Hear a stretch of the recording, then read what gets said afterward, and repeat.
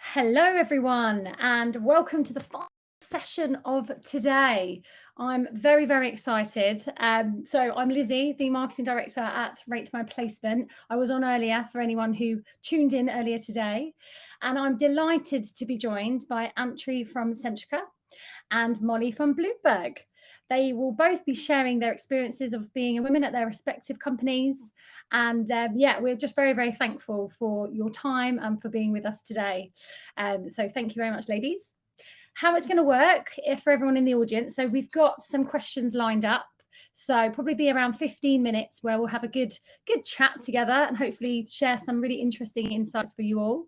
And then this is really for you, this session, everyone in the audience. So I want to really encourage you to pop in any questions into the Q&A function, because what I'll be able to do is then have a little look at which ones are being upvoted the most and most popular, and then I'll be able to put them to our panel.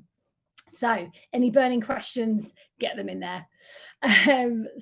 Without further ado, let's get going. So I'd love to introduce our panel. So if I can ask you both, I'll pick one of you first. Just introduce yourself, tell us a bit about your journey to where you are today, and anything else of interest, maybe an interesting fact, just to throw you on the spot. So let's start off with Antri. Hello, everyone. It's great to be speaking to you again. I also presented before when Centrica had a slot.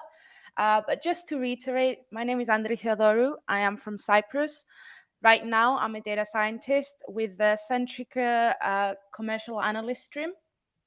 This time last year, I was an analyst with the revenue protection unit, which is where we detect energy theft. And right now, I'm in my second out of a total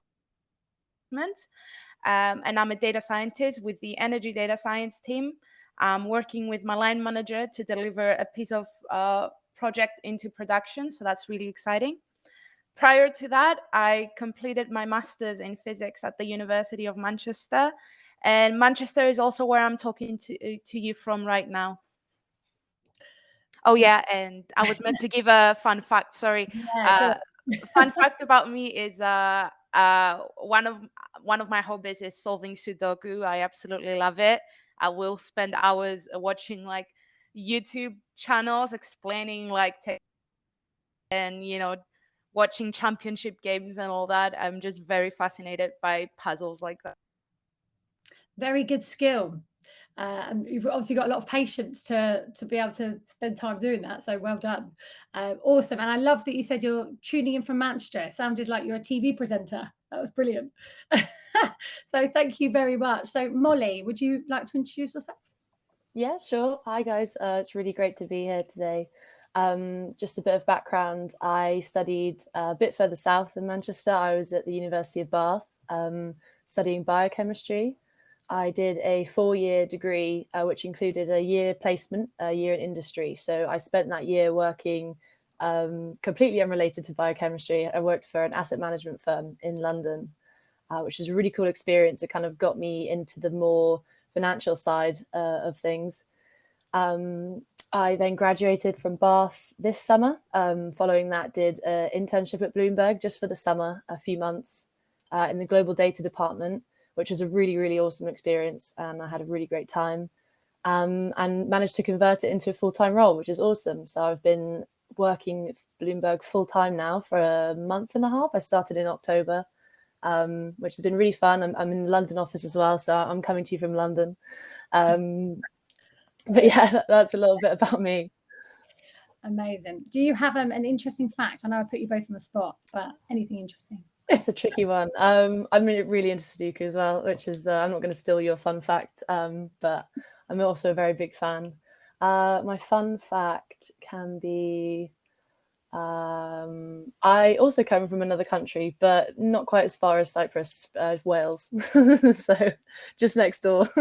Oh, I love that. Yeah, not as sunny and hot, really, is it? No, not at all, unfortunately. Oh, awesome. Well, thank you so much. There's our panelists for everyone in the audience. So I would love to kick off with a question all around, if you can cast your minds back to when you were thinking about why, what company do I want to work for? I think that's really, really good to kind of get your motivation. So if I can start off with Antri, what was it that stood out for you when you were looking for a job, looking for a grad scheme? What was it that really attracted you to your company? One of the main things for me was like my ambition, because I do consider myself to be a very ambitious person. So that it definitely played a big role to me in choosing to go for like a really big company, because Centrica is the parent company of British Gas, which has a very big customer base. So I knew that there was an opportunity to work with big data there. And that was very attractive to me. And also, I had a background in physics, and throughout my education, I focused a lot on like energy sources. And I'm just like really curious about how people use it. What are some ways that we can improve our usage of it? And when I reviewed the Centrica graduate scheme, it had a lot of different streams I could go into. And when I've spoken with other people that were currently in this stream, I also realized that there was a lot of flexibility. And I could tailor it to my needs. So I applied there and I got accepted, and the rest is history. Amazing. So yeah, same question to you, Molly. Is that a similar story to you or anything else? Kind of. So I mentioned earlier I did like a placement year in industry at an asset management firm, and that was really just kind of off a whim. I just applied, didn't really think I'd get very far, and ended up working for their data department. And I really took an interest into kind of fast-paced day in the life. I really liked that every day something different was going on, and I liked the fact that I was able to kind of learn a lot about the financial industry, but also because I was working with data, kind of develop my data analysis and technical skills as well, which was a really great experience. And it was actually at that company that I first got introduced to Bloomberg. Before then, I had no idea who they were, because coming completely from like a scientific biochemistry background. So yeah, I kind of got an insight into Bloomberg, learned kind of what they do about their sort of data management aspect of the company, and really took a shine to it. So I just applied to the internship, just thought I'd give it a go. And I think, yeah, the best thing about doing an internship is it's just a short period of time where you get a taster for the company. So I was able to kind of see what they're all about, learn all the kind of different roles and what goes on within the company. And I think from then on, I kind of, took a massive shine to it, really sort of loved the work I was getting to do and the things I was seeing from the company as well. Amazing. Awesome. And you're both here to tell the story. So clearly are very passionate ladies, which is awesome to see. And I guess what's so great, because you've been through it, and this is why it's such a great panel, with students in the audience, they're thinking, oh gosh, what's it like? What do I do? How do I get in? So I wondered, it's always a good question to ask, if you can cast your mind back to when you were applying and when you were thinking about putting your application in and going to the assessment centre. It would be great if you could cast your minds back and just share any sort of insights that you had, and any top tips that now you can kind of reflect back, like to share with our audience. So yeah, Antri, have you got any top tips to share? Something that's a bit of a story actually is that I applied to Centrica for the summer internship as well, but it just so happened that I wasn't successful in that application. And at the time, obviously, it's a rejection and you do feel a bit devastated about it. But I realized that afterwards, when it came to interviewing for a graduate placement, that was actually a big advantage for me, where because I had gone through that process before and reached out, I was familiar with like the interview format and like the place and where everything would be. And I think it's like, it goes to show how like it's possible to turn a rejection into like a success story as well. And like things that you may think, are entirely negative experiences can actually in the future turn to your advantage. Other than that, I remember taking it easy at the assessment center because I was mindful of like, making several applications. So I was telling to myself, it's okay, no matter what happens, you will be okay. Something will work out, something will come out. Just do your best, show them who you are, be authentic. Amazing. I was just going to pick up on that point as well, because rejection is so hard. It's so hard. And I think a lot of definitely, I mean, even me, you know, we're all human. And I was just going to ask you around, how did you deal with that rejection? And, you know, how were you so resilient? That's a really lovely one just to talk about, Antri. So how did I deal with that rejection? Well, you see, as I said, I had made several applications. So unfortunately, it wasn't one rejection I had to process. It was several. But again, I just told myself, you know, it's okay. Those things can happen. You know, just keep trying again. And at the end of the day, like, I ended up, to my surprise, actually finding an internship somewhere where I never thought I would, which was back in my own home country. And I found an internship in a research institute there. So I guess something that helped me deal with like all this rejection I was getting in this one area was sort of like trying to diversify and look to like different routes, because I was still pretty keen on still doing an internship of some sort. I didn't want to like fall behind from my peers. Things worked out, thankfully, for me. Had I not done an internship, I still think I would have been just fine. Just for the record, so yeah, it's just I guess having a lot of pep talks with yourself, really. Yeah, cool. Well, it's always good to hear for other people's studies. It gives other people motivation. So thank you for that. I'm just thinking of time as well. Molly, I'm going to ask you a different question. So I would love to know from your experiences, if you think of where you are now and then what you've learned over all this time, what would you say are the biggest things that you've learned during your time at Bloomberg? That's a really good question.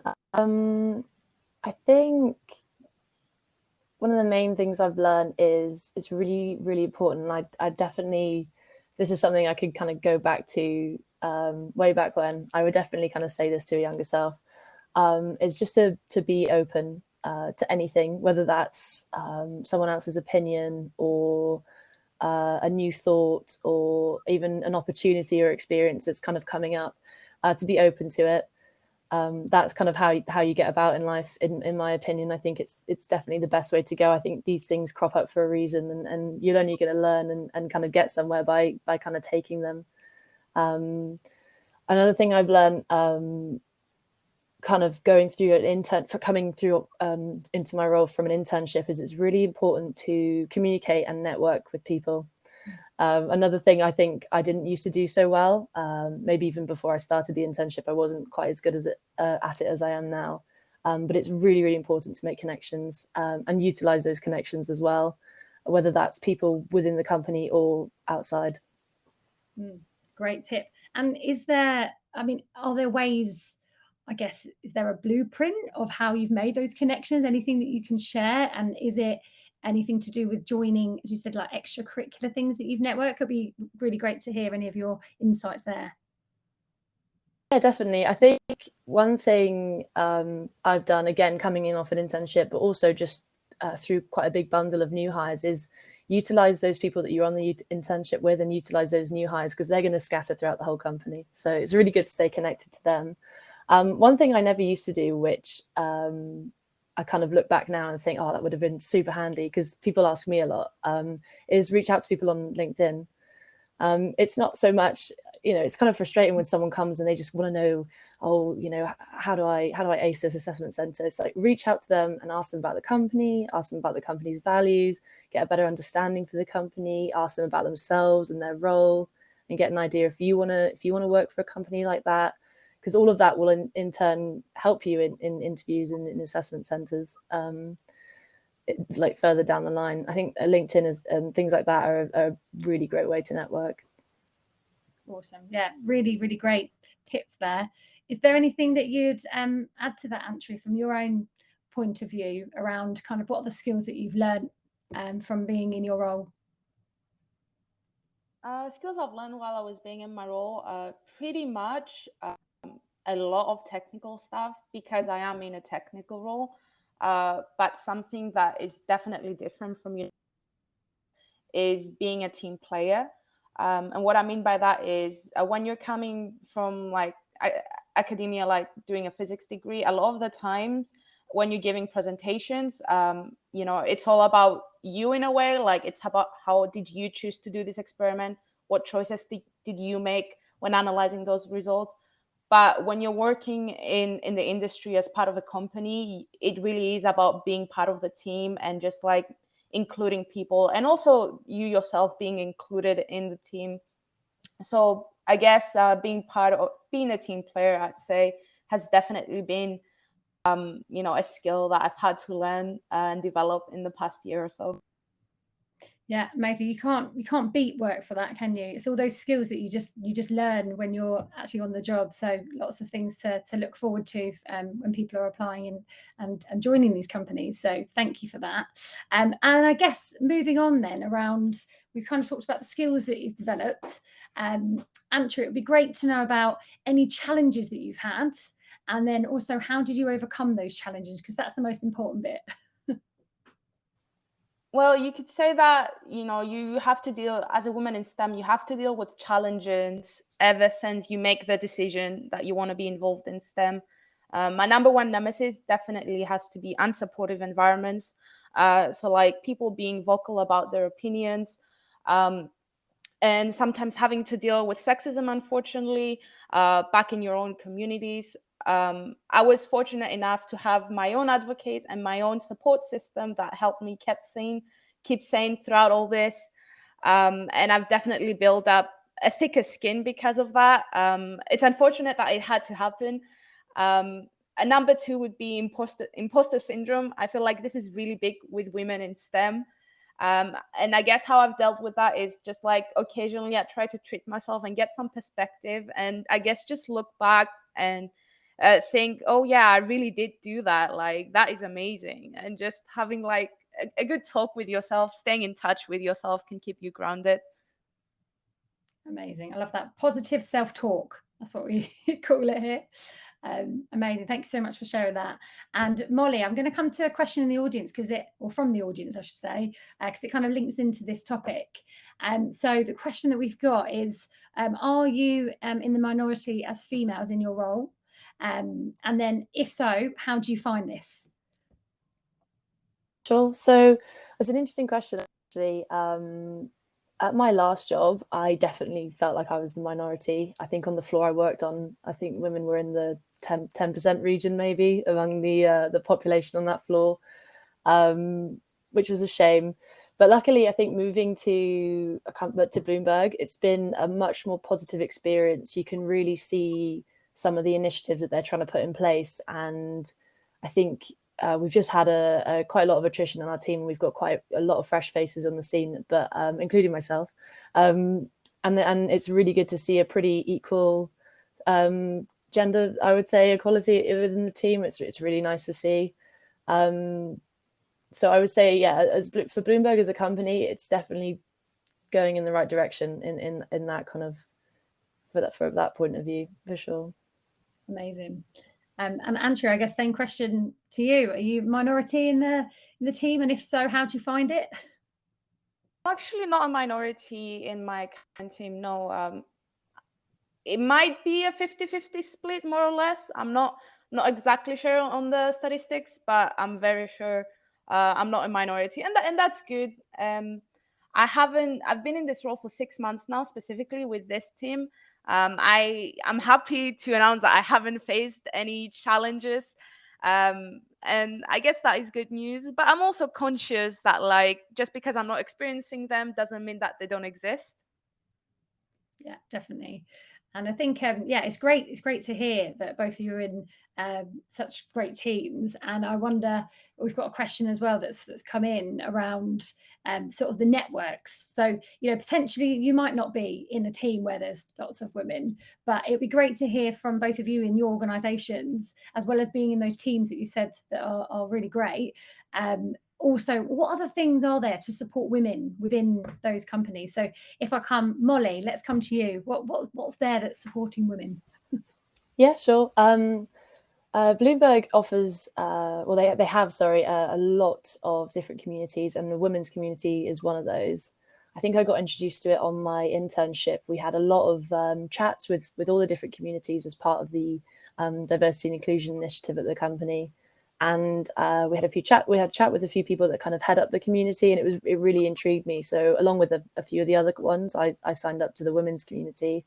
And they send out a weekly newsletter with a load of workshops and different sessions that you can join. In fact, I think the one I was looking at going to, I think it's next week, was all about talking in a corporate environment and talking in a working environment, and kind of how to get your voice heard, which is really, really interesting. But yeah, I think the best thing about these communities is, for example, the women's community, it's not a community for women, it's a community about women, and anyone can join. And yeah, and that really, it kind of offers a new perspective to people throughout the company. They can join, they can learn, they can get involved in any topics they want to. And I think that is probably one of the best aspects of it. Yeah, and you make a really, really good point. It's everyone coming together, but just supporting different things around what women can do. So I really love that perspective.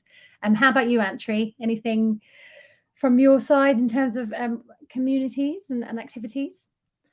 So I'm pretty much going to parrot what Molly said, but that's good, because I'm happy to hear that, you know, all those companies are sort of like, you know, in agreement with what needs to be done to sort of like make more women feel empowered in the workplace. I'm actually here because someone had posted in the Centrica Women's Network about this opportunity, and I was happy to jump in. Just like Molly said, the Centrica Women's Network also hosts a lot of workshops. There's weekly or monthly newsletters. There's events that they organize. Sometimes they're going to be bringing external speakers. There's an event that I'm hoping on that is going to be about female empowerment again, hopefully in the next year. But that's not just the only network that exists in Centrica. There's various other smaller, sometimes bigger networks that exist.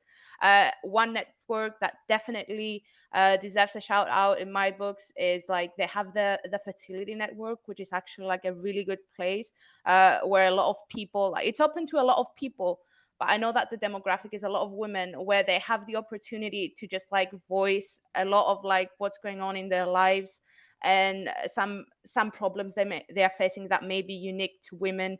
And it's just been like really a safe space for people to come together and have important conversations. And something that surprised me is that it's not unusual if the company CEO also is part of those events and those discussions as well, and just like people from the higher ups as well. So it's not uncommon for like people, regardless of the role in the company, to be having conversations around those topics, which I think is great. Definitely, it sounds brilliant that it's there's so much involvement, as you said, from all different levels, all different groups of people as well. So awesome, really good. I'm just having a look at some of the questions that we've got in the Q&A. So we've had this is a good one. It is, have you found any barriers being female in a technical role? Do you feel like you need to make yourself heard more than male colleagues? Really, really great question. So yeah, Molly, what would you say to that one? Yeah, sure. No, that's a really good question. I can see there's quite a few questions about technical ability and stuff like that. I think personally, it's something I used to be really, really worried about, because my technical ability is as limited as it is when you kind of just finished university. I had a fair bit of exposure to query language and things like that, and then a lot of exposure to Excel when I was at my last role. But coming to Bloomberg, I was thinking, oh gosh, I've not really got the, you know, I'm not quite so up to scratch as maybe some other people might be.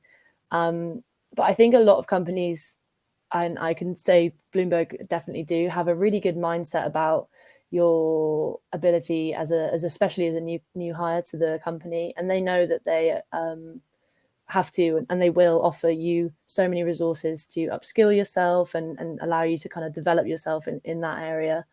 When it comes to it being a barrier or maybe getting heard over male colleagues, I've personally not had that issue in my current role, which again is a really positive thing to say about the company. And I know that it is happening in other places, and that is a shame. But I've personally been very fortunate in that we're all seen as very equally. And I think even coming in as a new hire, regardless of gender or anything like that, you think, or maybe I won't be listened to, but I've already, within a month and a half of being within my team, put some ideas forward that were brought up in team meetings and discussed within the team. So that is really great that we're seeing that in like some of the bigger companies. Yeah, which I think it's all about. This event is all about highlighting some of the amazing work that's been going on behind the scenes, because I think a lot of people just aren't aware. So I'm so pleased that you can share that from your side. What would you say, Andrew, from your side as well? Yes, how do you feel being female in a technical role? Well, how do I feel being female in a technical role? How would anyone feel being in a technical role? I'm happy to report, similar to Molly, that I've had a very pleasant experience in my company so far about this. And it's not just, it's something that we completely ignore in my team or something. We have had chats about it with our team, and it's just an environment where you truly can like express any frustrations you may be experiencing.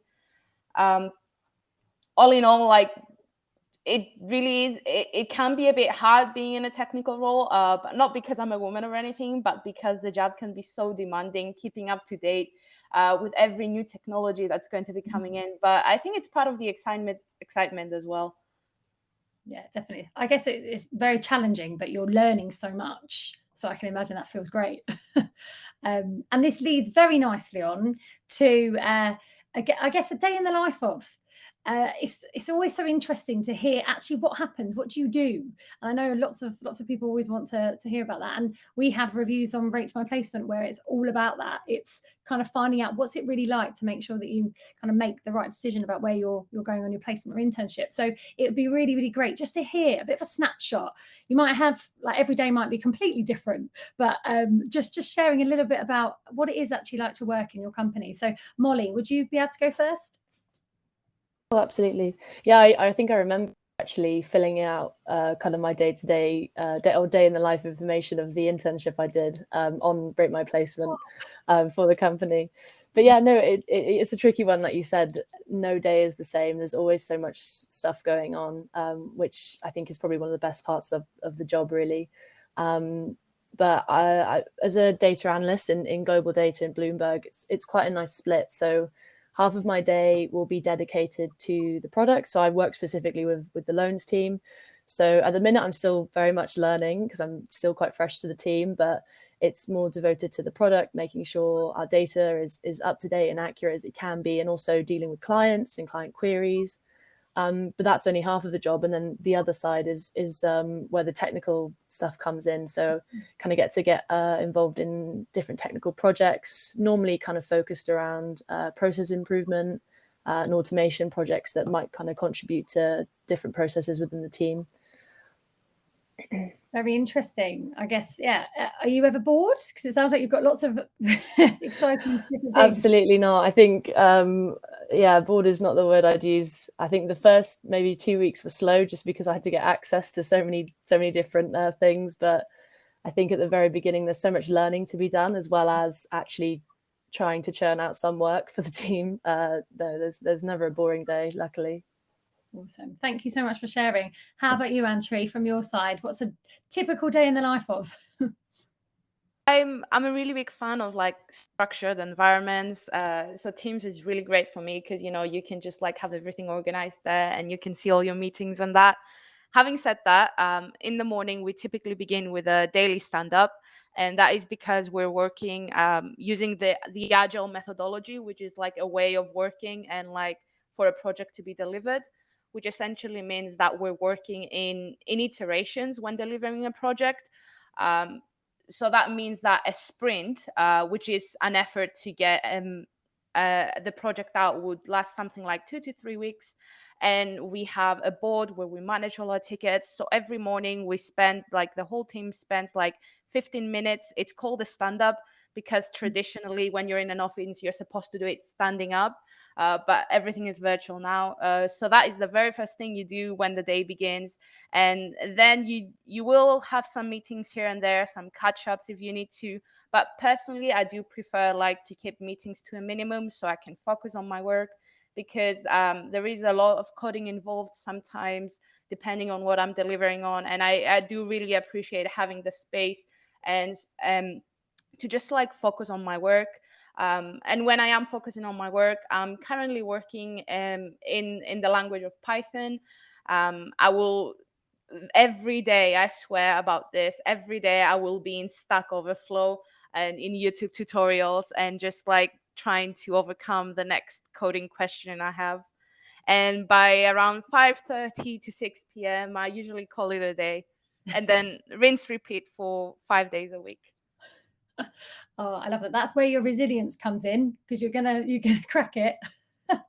Oh, bless you. Well, thank you so much for sharing those insights. And I guess it is 6 o'clock, so I'm going to finish off with one final question. This is always, so we've got lots of people watching this thinking, oh, do I want to apply? What do I think? So it'll be great to hear from you guys. What do you think about your company in terms of students applying? Why should they apply to your company? So let's start with Molly. Yeah, sure. Sales pitch for Bloomberg. It's an amazing company. The community is great. Everyone is incredibly friendly. The onboarding process is so nice.